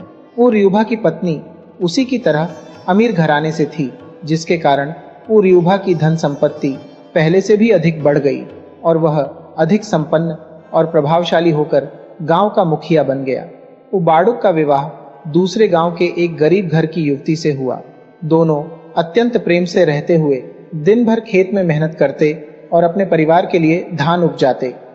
गरीबी में रहते हुए भी वे दोनों अत्यंत खुश थे और अपने माता पिता के साथ खुशहाल जिंदगी जी रहे थे। उबाडुक की पत्नी बहुत कर्मठ और मधुर स्वभाव वाली थी। दोनों कंधे से कंधा मिलाकर अपनी जिम्मेदारियों का निर्वाह कर रहे थे। इस प्रकार जीवन की आपाधापी में दोनों मित्र एक दूसरे से दूर होते चले गए और दोनों को आपस में मिलने का बहुत कम अवसर मिल पाता। बावजूद इसके दोनों के आपसी प्रेम संबंध में कोई कमी नहीं आने पाई, बल्कि समय बीतने के साथ साथ उनकी मित्रता और गहरी और प्रगाढ़ होती गई। जब कभी अवसर मिलता, उबाडुक अपने मित्र से मिलने उसके गांव चला जाता। ऐसे अवसर पर उसका मित्र उर्यूभा बड़ी गर्मजोशी से उससे मिलता, उसका खूब आदर सत्कार करता और दोनों अत्यंत प्रेम से एक दूसरे के साथ समय गुजारते। वे दोनों साथ साथ अपने अतीत के दिनों की स्मृति में डूब जाते। पुराने दिनों की याद ताज़ा हो जाती और उनकी मित्रता पहले से और अधिक मजबूत हो जाती। कई दिन बाद जब उबाडुक अपने घर लौटता तो अपनी मित्रता की, अपने मित्र की उदारता और सुंदर स्वभाव की तारीफ अपनी पत्नी से करता। ऐसे ही एक बार जब उबाडुक अपने मित्र से मिलकर वापस अपने गांव लौटा, उसकी पत्नी ने उससे कहा कि उसके पड़ोसी उसके अमीर मित्र के बारे में तरह तरह की बातें किया करते हैं। उसने कहा कि लोगों का विचार है कि ऐसी मित्रता कभी नहीं टिकती, यह केवल दिखावे के लिए होती है। लोग यह भी कहते हैं कि यदि दोनों में इतनी ही गहरी दोस्ती है तो उनका अमीर मित्र उनकी स्थिति जानने समझने के लिए कभी उनके घर क्यों नहीं आता। पहले तो उसने पत्नी की इन बातों पर ध्यान नहीं दिया, लेकिन चूंकि लोग उसके सबसे प्रिय दोस्त के बारे में बात कर रहे थे, इसलिए उसने निश्चय किया कि एक दिन वह अपने मित्र को अपने घर अवश्य आमंत्रित करेगा। अगली बार जब वह अपने दोस्त के यहाँ गया तो हमेशा की तरह गर्मजोशी से उसका खूब स्वागत सत्कार हुआ। तब उबाडुक ने अपने मित्र से कहा कि मैं तुमसे मिलने हमेशा आता रहता हूँ और मुझे तुम्हारा आदर सत्कार लगातार मिलता है, लेकिन मेरे विवाह के पश्चात तुम एक बार भी मुझसे मिलने मेरे घर नहीं आए। यह सुनकर उर्यूभा ने कहा, तुम सही कह रहे हो मेरे मित्र, परंतु ऐसा नहीं है कि मैंने पहले इसके बारे में नहीं सोचा है। तुम्हें पता ही है कि मेरे ऊपर व्यापार की बहुत जिम्मेदारियां हैं और मुझे अपने जीवन में अपने मनपसंद सुख के क्षण जीने का बहुत कम अवसर मिल पाता है। मुझे तुम्हारे यहाँ न आ सकने का दुख लगातार रहता है, लेकिन मैं अपनी इस गलती को जल्द ही ठीक करूंगा। तुम अपनी पत्नी से कहना कि मैं जल्दी ही तुम लोगों से मिलने तुम्हारे घर आऊंगा और फिर हम सब साथ बैठकर उसके हाथ का पकाया हुआ स्वादिष्ट भोजन करेंगे। उसने यह भी कहा कि मैं कल ही तुम्हारे घर के लिए प्रस्थान करूंगा और शाम होते होते वहां पहुंच जाऊंगा। अत्यंत प्रसन्नता पूर्वक उत्साह से भरा हुआ उबाडुक जल्दी जल्दी अपने घर आया और अपनी पत्नी को मित्र के आने की सूचना दी। उसने उससे कहा कि अगले दिन वह जल्दी उठकर जितना अच्छा भोजन वह पका सकती है पका ले, क्योंकि वह अपने मित्र का स्वागत यथासंभव बेहतरीन तरीके से करना चाहता था। मित्र के आने की खबर सुनकर उसकी पत्नी भी बहुत खुश हुई, लेकिन अत्यंत चिंतित स्वर में उसने उबाडुक से कहा कि उसके घर में इस समय न तो मछलियां हैं और न ही खाना पकाने के लिए अनाज का एक दाना भी। वह उसके मित्र का स्वागत किस प्रकार करेगी। यह सुनकर दोनों ही प्राणी अत्यंत चिंतित हो गए। सचमुच यह तो बड़े दुर्भाग्य की बात है, उबाडुक ने कहा। इतनी गरीबी किस काम की कि हम अपने प्रिय मित्र के स्वागत में उसे खाना तक न खिला सकें। अचानक उबाडुक के चेहरे पर आशा की एक किरण नजर आई। उसने कहा, हमारे गांव के लोग और हमारे पड़ोसी बहुत ही अच्छे स्वभाव वाले हैं और हमने उनसे आज तक कभी किसी प्रकार की कोई सहायता नहीं मांगी है। तुम जल्दी से पड़ोसियों के घर चली जाओ और जिनसे जो कुछ हो सके मांग कर ले आओ, जिससे मित्र के स्वागत के लिए कुछ न कुछ तो भोजन अवश्य बन सके, क्योंकि यह तो उचित नहीं है कि इतने दिनों बाद प्रिय मित्र घर आए और हम उसे खाना तक न खिला सकें। उबाडुक की पत्नी ने वैसा ही किया जैसा उसके पति ने उससे कहा था। वह तुरंत अपने पड़ोसियों के पास गांव के इस छोर से उस छोर तक गई, लेकिन पूरे गांव में घूमने के पश्चात भी उसे किसी से कुछ भी प्राप्त न हो सका। न तो उसे मछली मिली और न ही चावल का एक दाना। वह अत्यंत दुखी और उदास होकर घर लौट आई और पूरी बात अपने पति से बताई। जब उबाडुक ने अपनी पत्नी की बात सुनी तो उसे दुख हुआ। अत्यंत दुखी और परेशान होकर वह सोचने लगा कि ऐसे समाज और परिस्थिति में जीने से क्या फायदा कि वह अपने सबसे प्रिय मित्र के खाने के लिए कुछ जुटा नहीं सकता। यह कैसी दुनिया है जहां हम लोग रहते हैं। लोग आपस में इतनी भी सहायता नहीं करते कि हम अपने प्रिय मित्र के स्वागत में उसे एक समय का खाना खिला सके। उसका हृदय दुख और पीड़ा से कराह उठा। ऐसी दुनिया में रहने से तो अच्छा है कि हम यह जीवन ही समाप्त कर दें। दुख और पीड़ा के आघात से वह इतना टूट चुका था कि उसने पास में रखे एक दाव को उठाया और उसे अपने छाती में घोंपकर अपने प्राण त्याग दिए। जब उसकी पत्नी ने देखा कि उसके प्रिय पति ने दुख और पीड़ा से अपने प्राण त्याग दिए हैं, तो वह अत्यंत व्याकुल होकर चीख चीख कर विलाप करने लगी। अब मेरे लिए इस दुनिया में रखा ही क्या है? उसने सोचा, मेरे प्रिय पति ने इस प्रकार अपने प्राण त्याग दिए, बिना प्रिय पति के इस प्रकार जीने से बेहतर है कि मैं भी अपने प्राण त्याग दूं। यह कहकर उसने भी दांव को अपने सीने में मारकर अपने प्राण दे दिए। उसी रात एक दुष्ट चोर जिसका नाम नांगतुह था, चोरी की ताक में चारों ओर घूम रहा था, क्योंकि बहुत ठंड पड़ रही थी। वह रात बिताने के लिए ऐसे किसी घर की खोज में था जहां वह छिपकर भयंकर ठंड से अपने को बचा सके। अचानक उसकी निगाह उबाडुक और उसके घर पर पड़ी। उसने देखा कि घर में आग जल रही थी, लेकिन चारों ओर गहरा सन्नाटा पसरा हुआ था। किसी को आसपास न देखकर उस चोर ने सोचा कि ये मेहनती लोग थककर गहरी नींद में सो चुके हैं। उसने जलती हुए आग के पास छिपकर अपने को ठंड से बचाने की सोची। वह चुपचाप एक किनारे छुपकर बैठ गया। जलते हुए अलाव से उसे बहुत आराम महसूस हुआ। उसे इस बात का जरा भी एहसास नहीं हो सका कि उसके पास ही फर्श पर दो लोगों का मृत शरीर पड़ा हुआ है। आग की गर्मी से आराम मिलने पर नांगतुह को कुछ झपकी आने लगी और वह जल्दी ही गहरी नींद में सो गया। अगले दिन जब उसकी आंख खुली तो दिन चढ़ आया था। वह हड़बड़ाकर जल्दी से उठा और सोचा कि गांव वालों के एकत्र होने से पहले ही वह वहां से भाग जाए। लेकिन अचानक उसकी निगाह पास ही पड़े दो मृत शरीरों पर पड़ी और वह अत्यधिक भयभीत हो उठा।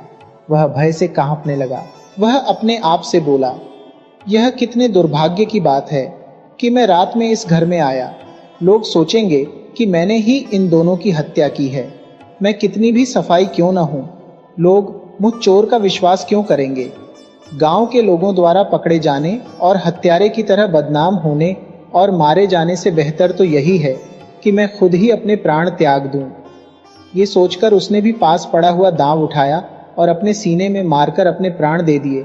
अब वहां 3 मृत शरीर पड़े थे। तीनों की मृत्यु का एक ही कारण था कि मित्र के स्वागत सत्कार के लिए घर में अनाज का एक दाना भी उपलब्ध न था।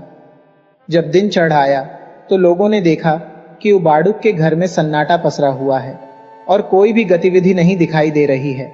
जब गांव वाले एकत्र हुए तो उन्हें उबाडुक, उसकी पत्नी और चोर के शव दिखलाई दिए।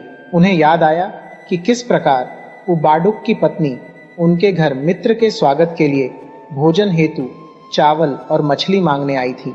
उधर अपने वायदे के मुताबिक उर्यूभा सज धज कर शाम होते होते अपने मित्र के घर उससे मिलने पहुंच गया। जब उसे अपने मित्र के साथ घटित इस दुखद घटना की जानकारी हुई, उसके दुख का पारावार न रहा। वह अपने मित्र के मृतक शरीर के पास बैठकर अत्यंत करुण स्वर में विलाप करने लगा। यह संसार कितना क्रूर और निष्ठुर है, जिसने उसके प्रिय मित्र को इतनी निर्ममता से छीन लिया है। यहाँ अपने मित्र को भोजन कराने के लिए उसे मुट्ठी भर अनाज तक नहीं मिलता। आखिर मित्र के स्वागत की ऐसी आवश्यकता ही क्यों है कि उसकी पीड़ा में मित्र को अपने प्राण तक दे देने पड़े। इस प्रकार के नियम के कारण ऐसे निर्मल हृदय मित्र का बिछुड़ना कितना अधिक पीड़ादायक है। वह घंटों तक विलाप करता रहा और ईश्वर से प्रार्थना की कि वह कुछ ऐसा करे कि आगे से ऐसी दुखद घटना फिर घटित न हो सके। वह कुछ ऐसा रास्ता दिखाए कि गरीब से गरीब व्यक्ति भी अपने मित्र का स्वागत जो उसके पास है उसी से करे और स्वागत न कर पाने को सामाजिक अपमान और प्रतिष्ठा की दृष्टि से न देखा जाए। उसकी करुण पुकार सुनकर अचानक ईश्वर वहां प्रकट हुए और उन्होंने उर्यूभा के दुख को महसूस किया। वे उस पर द्रवित हो उठे। परम पिता ने उससे कहा कि आज के बाद वे इस पृथ्वी पर 3 ऐसी वस्तुएं उत्पन्न करेंगे जिसकी सहायता से भविष्य में गरीब और अमीर दोनों ही बिना किसी भेदभाव और संकोच के अपने मित्र का स्वागत सम्मानपूर्ण तरीके से कर सकेंगे। दोनों के स्वागत के तरीकों में कुछ भी अंतर न रहेगा। इसके बाद जहां तीनों के मृत शरीर पड़े थे, वहां से 3 ऐसे पौधे उत्पन्न हुए जो पहले इस पृथ्वी पर कहीं नहीं थे। वे पौधे पान, सुपारी और तंबाकू के थे। उसी समय से खासियों में यह रिवाज चल पड़ा कि जब भी कोई मित्र किसी के घर पहुंचेगा, वे उसका स्वागत पान, सुपारी और तंबाकू से ही करेंगे। चाहे अमीर हो या गरीब, सभी के स्वागत का तरीका एक ही तरह का होगा, जिससे लोगों को छोटे बड़े का भेद महसूस न हो।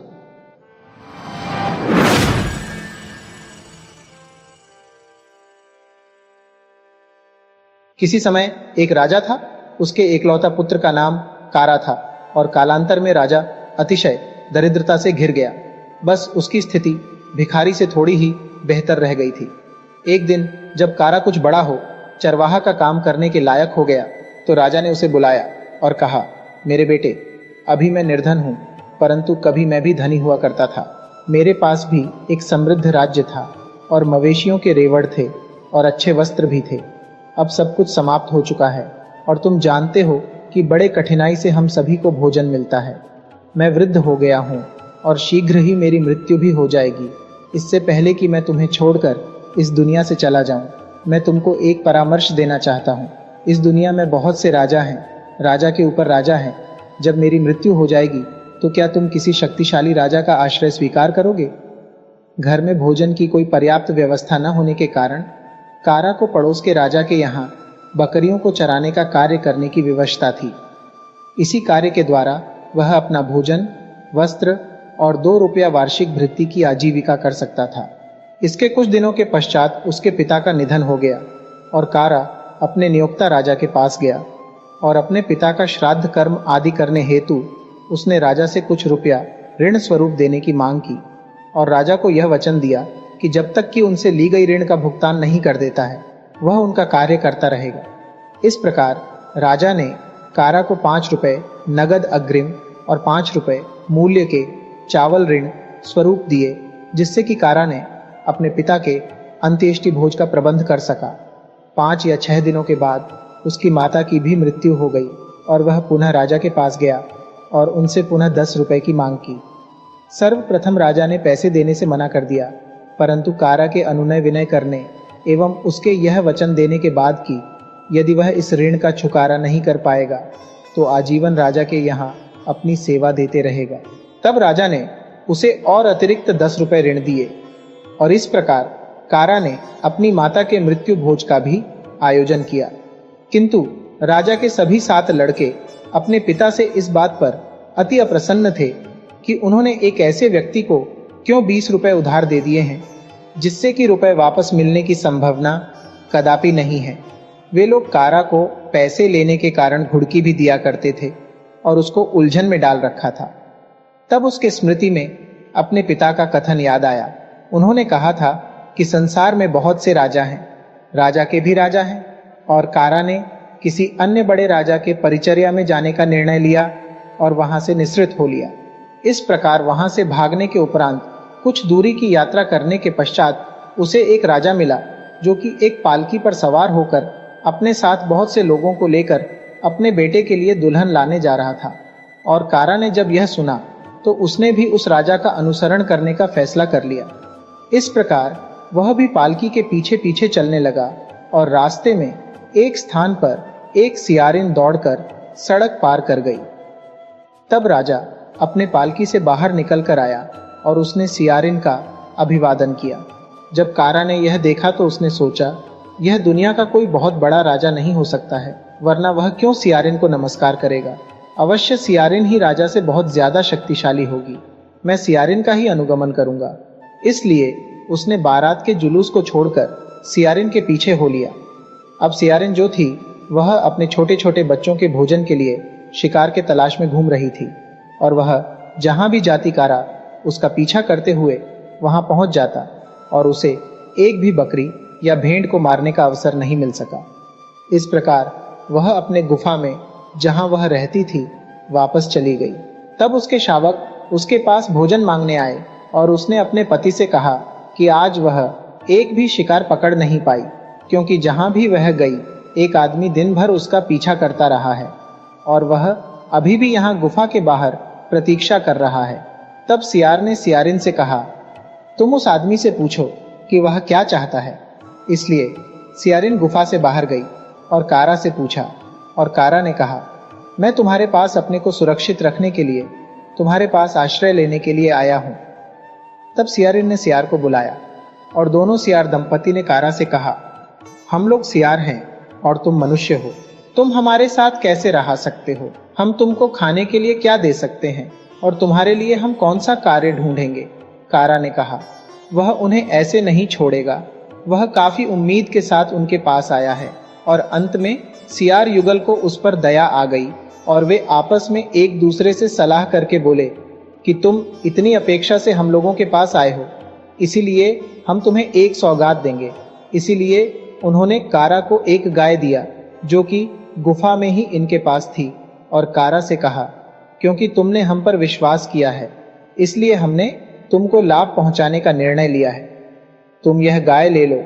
यदि तुम इसे मां कहकर संबोधित करोगे तो यह गाय तुम्हारी प्रत्येक इच्छा को पूरी करेगी, किंतु लोगों के सामने इससे कुछ मत मांगना, अन्यथा लोग इसे तुमसे छीन लेंगे। और यदि कोई किसी प्रकार का प्रलोभन दे तो इसे छोड़ मत देना। तब कारा ने उनको धन्यवाद दिया और उनसे आशीर्वाद ग्रहण कर गाय को लेकर अपने घर की ओर चल पड़ा। रास्ता में जब वह तालाब के नजदीक आया तो उसकी इच्छा स्नान करने और फिर भोजन करने की हुई। जब वह स्नान कर रहा था तो उसने एक महिला को तालाब के दूसरे किनारे पर कपड़ा साफ करते देखा, लेकिन उसने सोचा कि वह महिला उस पर ध्यान नहीं देगी, इसलिए वह गाय के पास गया और कहा, माँ, मुझे बदलने के लिए दूसरा कपड़ा दो। उसके बाद गाय ने वमन करके कुछ नए वस्त्र दे दिए और वह उसको पहन लिया और अब वह बहुत भला लग रहा था। तब उसने गाय से कुछ थाली और बर्तन की मांग की और गाय ने उसे दे दिए। तब उसने गाय से कुछ रोटी और सूखे चावल मांगे और उसने जो भी मांगा था उनको खा लिया और गाय से कहा कि थाली और बर्तन उसके लिए रख ले, और गाय उन सभी को पुनः निगल गई। अब वह महिला जो कि तालाब के दूसरे किनारे पर थी, यह सब कुछ होते हुए देखा था और भागकर अपने घर गई और अपने पति से जो देखा था वह सारा वृतांत कह सुनाया। और पत्नी ने पति से जिद किया कि किसी भी प्रकार वह उससे वह जादुई गाय प्राप्त कर ले। यद्यपि उसका पति इस पर भरोसा नहीं किया, किंतु इस घटना का परीक्षण करने का सोचा। इस प्रकार वे दोनों कारा के पास गए और उससे पूछा कि वह कहाँ जा रहा है, और उन्होंने कारा को रात्रि भोजन और रात में अपने घर में ठहरने और उसके गाय को खाने के लिए घास देने का प्रस्ताव दिया। कारा ने उनके निमंत्रण को स्वीकार कर लिया और उनके घर चला गया, और वहां उन्होंने कारा को सोने के लिए अपना अतिथि कक्ष दिया और पूछा कि वह क्या खाना चाहेगा, किंतु कारा ने कहा कि वह रात में भोजन नहीं करेगा। कारा चाहता था कि जब घर के सभी लोग सो जाएंगे तब वह गाय से भोजन मांग लेगा। तब दोनों पति और पत्नी ने एक योजना बनाई और यह दिखावा किया कि उन दोनों में बड़ा ही उग्र झगड़ा हुआ है, और दोनों एक दूसरे को कुछ देर तक गाली गलौज देने के बाद पति गुस्से में तमक कर घर से बाहर चला गया और यह दिखावा किया कि वह घर से भाग गया है। लेकिन कुछ दूर जाने के पश्चात वह दबे पांव चुपके से अतिथि कक्ष में लौट आया। छत पर एक छकड़ा गाड़ी का ऊपरी भाग रखा हुआ था। वह उसी छकड़ा गाड़ी के ऊपरी भाग में चढ़कर अपने आप को छुपा लिया। कारा को इसके बारे में कुछ पता नहीं चला। जब कारा ने सोचा कि घर के सभी लोग सो गए हैं तो उसने गाय से कुछ भोजन सामग्री मांगी और उत्तम भोजन बनाकर खाया और सोने चला गया। वह आदमी जो कि ऊपर छुपा हुआ था वहां से सब कुछ देख रहा था, और उसने यह पाया कि उसकी पत्नी ने जो कुछ भी बताया था वह सत्य था। इसलिए मध्य रात्रि में वह छकड़ा गाड़ी जहां वह छुपा हुआ था उससे नीचे उतरा और कारा के जादुई गाय को अपने साथ ले गया और ले जाकर उसे अपने गायों बीच उसी रंग के गाय से मिलता जुलता रंग के गाय के साथ बदल कर रखा दिया। अगले दिन प्रातःकाल में कारा जगा और अपने गाय के पगाहा को खोलकर आगे की यात्रा करने के लिए जाना चाहा, किंतु गाय ने कारा का अनुकरण नहीं किया। तब कारा ने देखा कि यह गाय तो दूसरी है, बदली हुई है, और उसने आतिथेय को बुलाया और उस पर गाय के चोरी का आक्षेप लगाया। उस व्यक्ति ने इस अभियोग को अस्वीकार कर दिया और उससे कहा कि किसी भी ग्रामीण से पूछ लो जिसने कारा को कल यहाँ गाय को लाते हुए देखा हो। अब किसी ने कारा को कल गाय लाते नहीं देखा था, लेकिन कारा इस बात पर दृढ़ रहा कि उसकी गाय बदल दी गई है, और वह गांव के प्रधान और ग्रामीणों को इस विषय के निराकरण के लिए बुलाने गया, लेकिन चोर ने 100 रुपये ग्राम प्रधान को एवं ग्रामीणों को 100 रुपये रिश्वत दिए और इस बात के लिए उनको राज्य कर लिया कि वे निर्णय उसके पक्ष में देंगे। इस प्रकार जब ग्राम प्रधान एवं ग्रामीण फैसला करने आए तो उन्होंने कारा से कहा कि आज प्रातः काल में उसे जो गाय रस्सी से बंधी मिली है वही गाय उसकी है, वह उसे अपने साथ लेकर चला जाए। कारा ने इस निर्णय का प्रतिरोध किया और कहा अब वह उसको बुलाएगा जिससे उसने यह गाय लिया है, और वह उसी गाय को इंगित करते हुए अपना बताते हुए कहा कि इसे ही लेकर यहाँ से जाएगा। उनको यह भी कहा कि जब वह यहाँ से जाएगा उतने देर के लिए यह गाय उनकी जिम्मेदारी में है, और वह तेजी से सियारों की गुफा की ओर चल पड़ा। सियारों को किसी प्रकार यह ज्ञात हो चुका था कि कारा के पास से गाय ठग ली गई है, और उन्होंने मिलते ही कहा अच्छा, तुमने अपने गाय को खो दिया है? और कारा ने जवाब दिया कि वह उन्हें अपने एवं ग्रामीणों के मध्य हुए विवाद में न्यायाधीश बनाकर ले जाने हेतु आया है।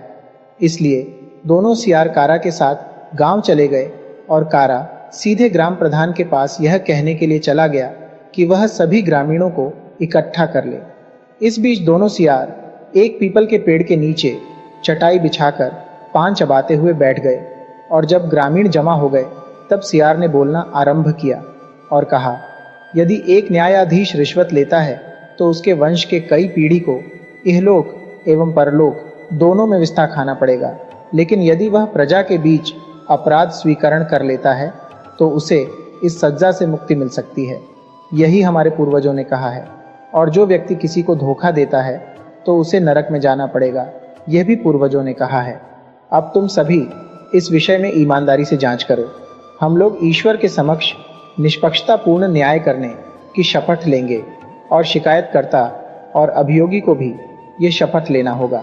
यह सुनकर ग्राम प्रधान का अंतःकरण व्यथित हुआ और उसने स्वीकार किया कि उसने 100 रुपये रिश्वत लिया है, और ग्रामीणों ने भी स्वीकार की उनको 100 रुपये रिश्वत दिया गया है। तब सियार ने अभियुक्त से पूछा कि उसको इस पर क्या कहना है, किंतु वह अडिग रहा कि उसने गाय को नहीं बदला है। तब सियार ने कहा कि यदि वह कसूरवार साबित हो जाता है तो वह क्या क्षतिपूर्ति देगा। उस व्यक्ति ने कहा वह इसका दुगना भुगतान करेगा।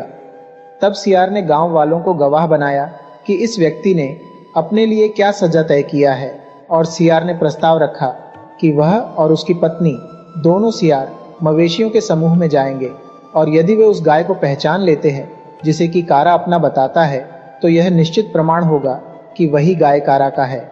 इसलिए दोनों सियार जाकर और गाय को चुनकर बाहर ले आए, और ग्रामीण अचंभित हो चिल्ला उठे, यही न्याय है, वे इतनी दूर से आए हैं और एक बार में ही गाय को पहचान लिया। वह आदमी जिसने की चोरी की थी उसके पास देने के लिए अब कोई जवाब नहीं था। तब सियार ने कहा तुमने स्वयं ही वादा किया था कि द्विगुणित दंड दोगे। तुमने 100 रुपया प्रधान को और 100 रुपया ग्रामीणों को दिया, और जिस गाय को तुमने चुराया था उसका मूल्य 200 रुपया है, सब मिलाकर के 400 रुपया हुआ। इस प्रकार तुमको 800 रुपया दंड देना होगा। और उस व्यक्ति को 800 रुपया दंड देना पड़ा, और सियार ने सब पैसा ग्रामीणों में वितरित कर दिया, केवल 10 रुपया कारा को दिया और अपने लिए कुछ नहीं रखा। तब कारा और सियार गाय को साथ लेकर विदा हुए, और गांव से बाहर निकलने के पश्चात सियार ने दोबारा कारा को सतर्क किया कि किसी के सामने गाय से कुछ भी न मांगे, और विदाई लेकर अपने घर के लिए रवाना हो गया। कारा अपना यात्रा जारी रखा, और शाम को वह आम के एक बड़े बगीचा में पहुंचा, जहां रात्रि विश्राम के लिए कई गाड़ीवान पहले से ठहरे हुए थे। इसलिए कारा उन गाड़ीवानों से थोड़ी दूरी पर एक पेड़ के नीचे रुक गया और अपनी गाय को एक पेड़ के जड़ से बांध दिया। शीघ्र ही आंधी आ गई और सभी गाड़ी वान अपने अपने गाड़ियों के नीचे आश्रय लिए, और कारा ने गाय से एक तंबू की मांग की, और वे दोनों रात में उस तंबू में रहे। पूरी रात बड़े जोरों की वर्षा होती रही, और प्रातःकाल में गाड़ी वालों ने तंबू देखा और उन्हें काफी आश्चर्य हुआ यह कहां से आया, और वे इस निष्कर्ष पर आए कि यह गाय ने ही दिया होगा, यह गाय जादुई है। इसलिए उन्होंने गाय को चुरा लेने का मन बनाया। कारा को दिन में, जबकि सभी गाड़ीवान वहीं आसपास ही थे, गाय से तंबू को निगल जाने के लिए कहने की हिम्मत नहीं हुई। इसलिए वह अगले दिन और रात तक वहीं रुका रहा और गाय को तंबू से अलग रखा। जब कारा को नींद आ गई तो कुछ गाड़ीवान आए और गाय को लेकर चले गए और उसके स्थान पर एक बछड़ा सहित दूसरी गाय को रख दिए और उन लोगों ने उस जादुई गाय को आम के गठरी से लदे छकड़े के गठरी के पीछे छिपा दिया। प्रातःकाल कारा ने अचानक देखा कि क्या घटना घटी है और वह गाड़ीवानों के पास जाकर पूछा और उन पर चोरी का दोषारोपण किया। वे सभी इस मामले में किसी प्रकार की जानकारी के होने से इनकार किया और कहा कि वह चाहे तो अपनी गाय को खोज ले। इसलिए वह छावनी में खोजने लगा, लेकिन गाय को नहीं खोज पाया।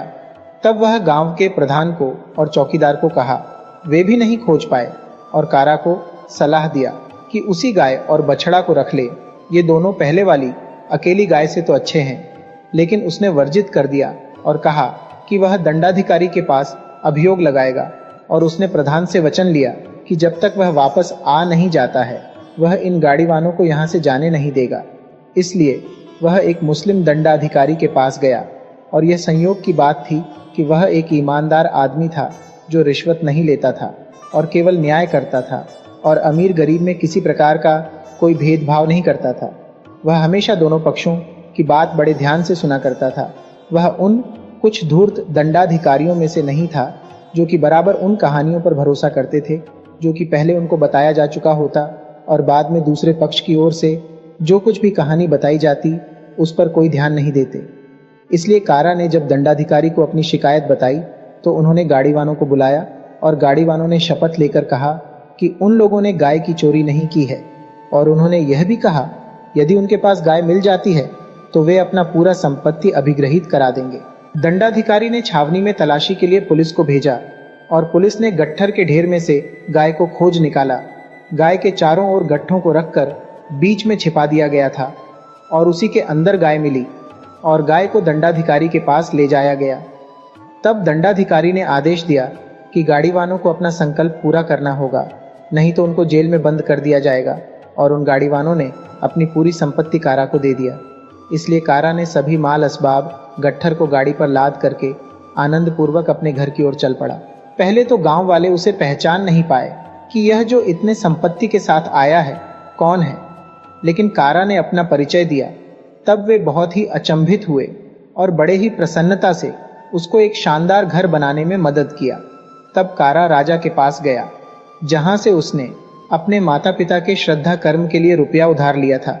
उसने जो भी राजा का पावना था उसे राजा को लौटा दिया। राजा कारा से बहुत प्रसन्न हुआ और उसने अपनी बेटी का विवाह कारा के साथ कर दिया और कुछ दिनों के बाद कारा ने अपने श्वशुर के राज्य में से अपना हिस्सा लिया और उसके बाद बड़े ही समृद्धिपूर्वक रहने लगा। और राजा के 7 बेटे जो कि पहले कारा को घुड़का करते थे, कारा के सफलता को देखकर वे भी विदेश जाने के लिए बड़े उतावले थे और इसलिए वे सभी विदेश जाने का योजना बनाए ताकि वे भी ढेर सारा धन प्राप्ति कर लाएंगे। इसलिए वे अपने पिता से कुछ पैसे लेकर चल पड़े, लेकिन उन्होंने पूरे पैसों का अपव्यय कर उसे समाप्त कर दिया और बिना एक भी पैसा उपार्जित किए वापस अपने पिता के पास चले आए। कहानी का अभिप्राय: विश्वास सबसे बड़ा धन है।